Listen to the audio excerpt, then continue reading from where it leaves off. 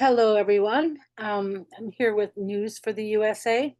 On June 18th, the Supreme Court issued its internationally anticipated ruling in United States versus Scrimetti. In a 6-3 decision, SCOTUS ruled that states can ban puberty blockers, cross-sex hormones, and surgeries for minors. In our press release issued the same day, WDI USA President Elizabeth Chesick said, I am happy that states can now ban medical procedures aimed at disguising the sex of minors. Article 9 of the Declaration on Women's Sex-Based Rights reaffirms the need for the protection of the rights of the child, including the right to grow up free from harmful medical interventions such as so-called puberty blockers, cross-sex hormones, and surgeries.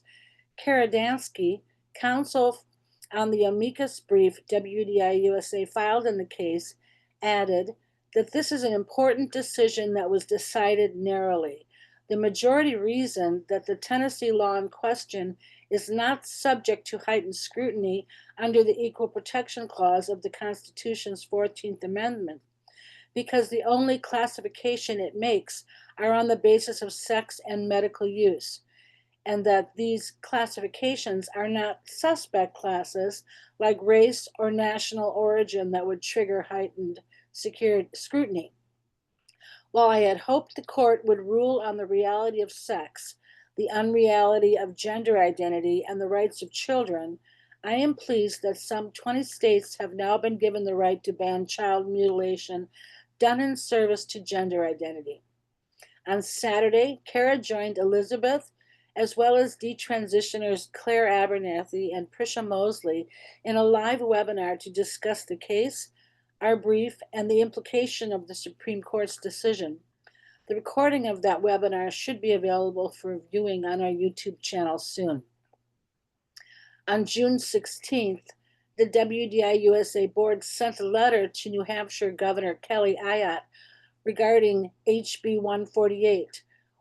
While HB 148 recognizes and includes gender identity in its list of protected characteristics, which WDI USA opposes, the bill permits classification of individuals based on biological sex in lavatory facilities, locker rooms, sporting competitions, and detention facilities.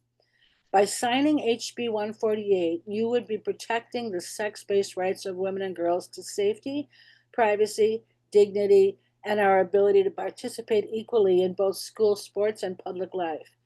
Despite its significant flaw, we urge you to sign HB 148 into law.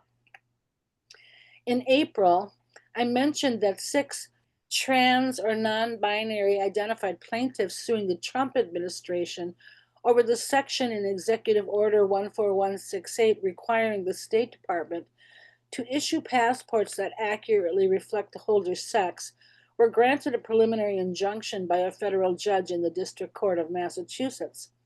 The ruling required the State Department to allow the plaintiffs to obtain passports with sex designations consistent with their gender identity while the suit proceeds.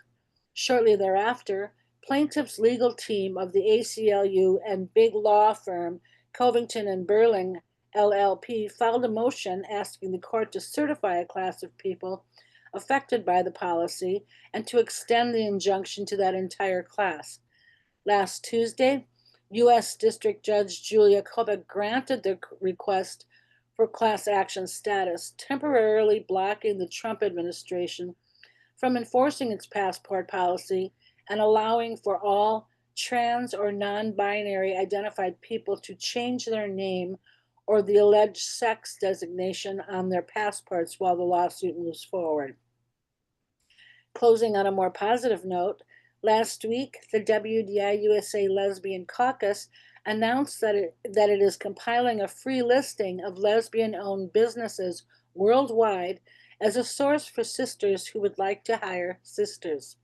The caucus aims to launch the listing later this month to celebrate lesbian pride and will update it periodically as they receive new listings or receive notification that a listing has changed or is no longer active.